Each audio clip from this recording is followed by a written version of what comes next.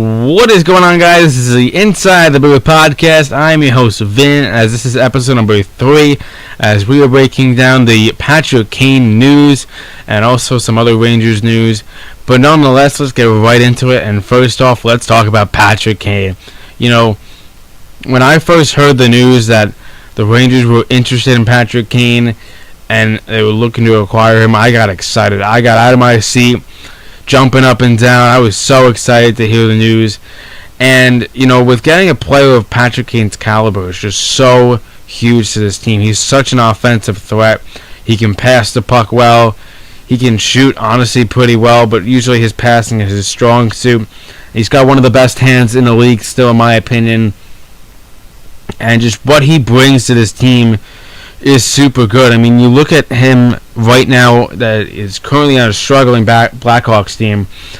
He's got 45 points in 54 games, and, you know, he's still putting up good numbers with, you know, solid teammates. I think him and Max Domi have some solid chemistry, but, you know, if they can, bring Patrick Kane to the Rangers, which looks, you know, every day I hear it, it looks like it's going to be happening. He's got 10 points as well in his last 5, Patrick Kane, but, Artemi Panarin, he used to play with Patrick Kane. He won a Calder Trophy with the Blackhawks, and they're going to stick him right on that line, I think. I think it's going to be Panarin and Kane on the same line with Vinny Trocheck, and that's a lethal line. I mean, Vinny Trocheck is really upped its game recently. I said it in the last Rangers video that he needs to be a guy that needs to start scoring. And he's done that. You know, we look at him. He's got 4 goals, and 7 points in his last 5 games, and he's been scoring some really nice goals. And I mean, if Mika Zibanejad's not going to get it done, and you've seen Hedl hasn't been scoring recently, Vinny Trocheck's the guy. You know, when we first signed him, I was super happy that we got him. You know, his impact is so good, and I think people don't talk about it enough. He's super good on faceoffs. You know, he's been a guy that's always, whirled around, 50% on the faceoff draw, and he's just super good in my opinion. I always loved the move that we've done. I've really always loved what Chris Drury has done ever since he stepped, foot into the GM role. Some of the trades, the Sammy Blais trade for Buchnevich, we all know that one was a complete L, but, if you look at the situation, you weren't going to get what you wanted, and you kind of just had to ship off Buch. But, I think with how we look at these trades, they got Tarasenko for, in my opinion, really nothing, and it looks like they're going to be giving up relatively nothing for Patrick Kane. So you're going to be getting Patrick Kane and Vladimir Tarasenko for practically just nothing. I mean, and that's huge. That's huge for them, because you look at some of these trades recently. You look at the Tanner Jeannot trade for Tampa Bay. So many picks going to Nashville's way. You look at even some of the trades. Today I saw the Maple Leafs acquire Sam Lafferty.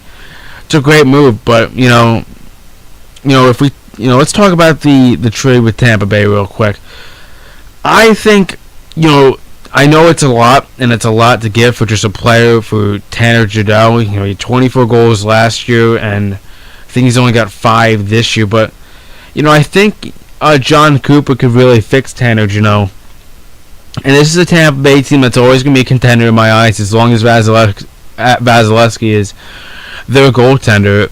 And I think, it was a good move for Tampa Bay. I think Jeannot, adds some even more grit. It's kind of like a Barclay Goodrow or a Blake Coleman, a few players that they had on that team a few seasons ago. But, nonetheless, this Eastern Conference is getting a battlefield now. I mean, the West looks shaky. I don't really trust any really West team to really defeat any of these Eastern Conference teams. I think maybe your best shot is probably Dallas, in my opinion.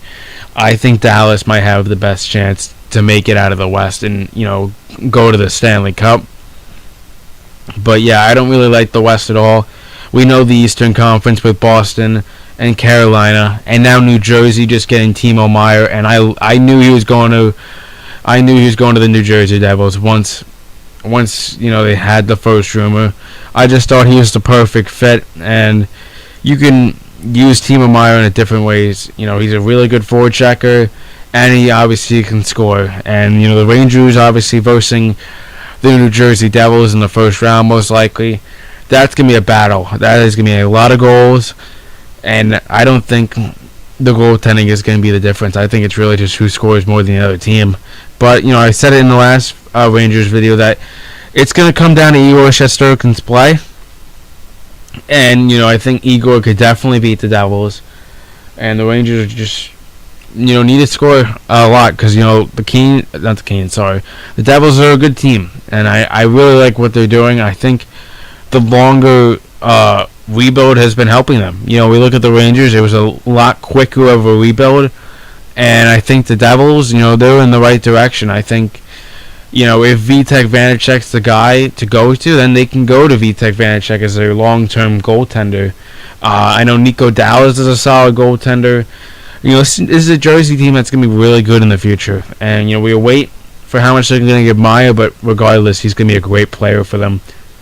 And, we look at this Rangers team back. Let's break down the LA Kings against the New York Rangers.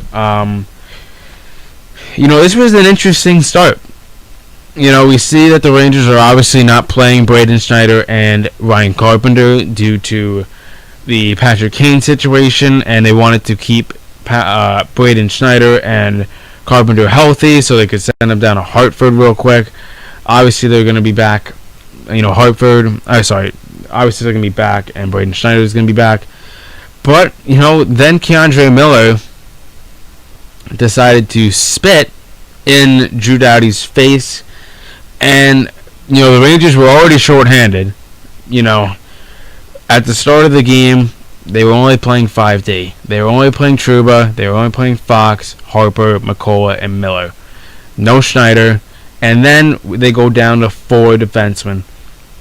And never in this world would I have seen Ben Harper play 28 minutes, but I have to say he played a really solid game for those 28 minutes. He really stepped up.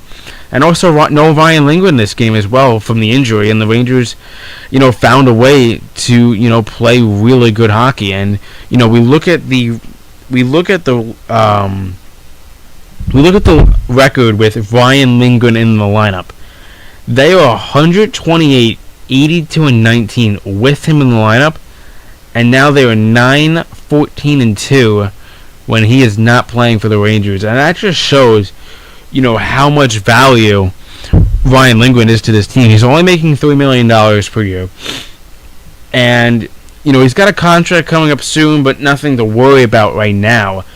And I think, he's going to take a team-friendly deal because, he's got his best friend as his defensive partner, Adam Fox. But, we look back at this LA Kings game. Trocheck scored 2 goals, and they were really nice goals, I had to say. They were gritty goals, and they found a way to shut down a good Kings team. This is a solid Kings team, in my opinion, that could really strike you with some firepower. I think Fiala is a really solid player, and he could score a lot of goals on you. I think, Kopitar is still one of the best two-way centers in this league. And, they're a solid team. But, come in, breaking the four-game losing streak. And to get 2 points against an LA Kings team was good. And also, Shesterkin played a really solid game. He posted a 929, and he hasn't been himself as of late recently. Shesterkin, he's been off his game recently, but so is the defense. I mean, some of the chances that they were giving up in that Caps game was absurd. Kuznetsov doing the Forsberg on Halak, they just couldn't really guard that Caps team, and I don't think the Rangers are that bad of a team. I don't think, they should have lost that game whatsoever to the Caps. I think we're the better team than the Caps, but on that day, things changed quickly, and, that was just a tough loss. But, to get back and get those 2 points was huge. And I think also, honestly, I don't think people talk much about this, but I think, with the Kane rumors, I think that may have played a tiny bit with this team, because whenever you hear news that your team is about to acquire Patrick Kane, everyone's excited, everyone wants to see it, and then you kind of get off your game, and I think that's just what happened in that 4-game stretch. I mean, the defense was not good, but nonetheless, I think just getting those 2 points was huge. And now as we talk about we compare the 2021 stats right now to the 2022-2023 Rangers. So we look at the team stats against the NHL.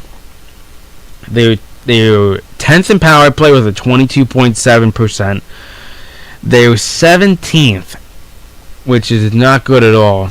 17th in the NHL with a 78.82% penalty kill, 198 goals forward, and 166 goals against. Both of those stats are at 10th. And now we look on the road, which they are a much better team on the road than at home. They are 6th in power play with a 22.62%. They have an 81.25 penalty kill. That's ranked 9th.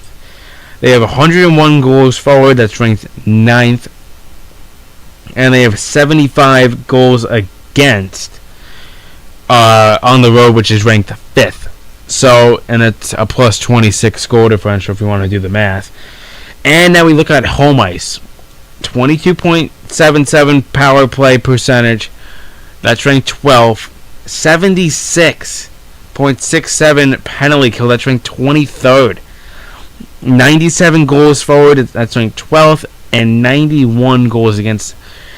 That's ranked 18th. So this team is a lot better team on the road. But I think this is kind of a team that's been honestly better on the road. You look at 2021 stats.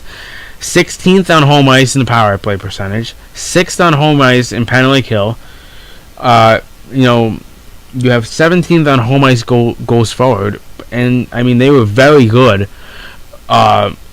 keeping pucks out of their net. They were ranked 2nd, only behind Carolina. And, you look on the road. 2nd in power play on the road. 9th in penalty kill on the road. 16th on the road in goals forward. And 4th on goals against average on the road. So, what that tells me is this team tends to play decent at home, but a lot stronger on the road. And I think we've seen that sometimes. Look at that game against Carolina when, Panarin had that huge goal game. I think he scored 4 goals that game or something like that. That was huge. Getting a lot of goals on the road against a Carolina team who has a solid defense. I think they have a great defense. I think Jacob Slavin is super good. I think they overall have a solid stay-home defense. And, you look at the game earlier in the year, you destroy the Minnesota Wild.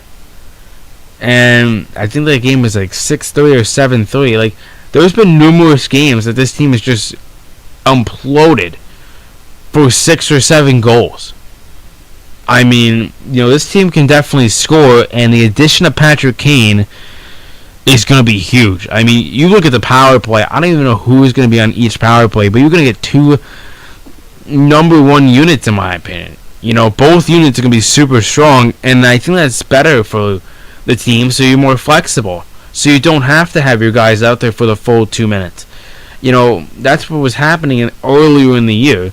They would play that top unit for practically 2 minutes, and maybe the second pair gets 20 to 30 seconds. But now I think, the team with 2 really good power plays could be huge. And I think, going down the stretch for the rest of the season, just play a good defense, I think. You can score goals. You know that. And you can convert on the power play. I mean, one guy in mind that I have that's very good on the power play is Mika Zibanejad. Sometimes people call him, the power play merchant. He only scores goals on the power play. He's got 18 goals out of his 31 that are on the power play. And once again, I don't think Mika Zibanejad gets enough credit for his defense. I think he's been really solid defensively this year, and by no means is he winning the Selke. We all know who's winning the Selke, and that's Patrice Bergeron. They should just have the award named, after him, honestly, with how many awards he's gotten for the best defensive player, or defensive forward, sorry. And, Mika Zibanejad, he's a guy that he exploded in the playoffs, which was huge, and he's going to have to do that once again, because once again, like I said earlier, this Eastern Conference is no joke. You're going to get a few teams. So you look at it, if the season ended today, either New Jersey or the New York Rangers would be out. Those two teams could easily make an Eastern Conference final push. Tampa Bay and Toronto both have made a lot of, more Toronto has made a lot of moves. You never know what's going to happen in that series, but we all know, the recent trend. Toronto can't get out of the first round, so we'll see what happens in that series. But nonetheless, this is going to be a battle, and I like what Chris Drury's doing. Why not get a guy like Patrick Kane? There's no reason not to. You never get an opportunity to trade for a guy like Patrick Kane, if ever. This might be the biggest acquisition for the Rangers since Mark Messier. We saw what Mark Messier did. He brought home a cup in 1994. And it's going to be a battle. But nonetheless, this has been Vin talking for the Inside the Booth podcast. And as always, so long.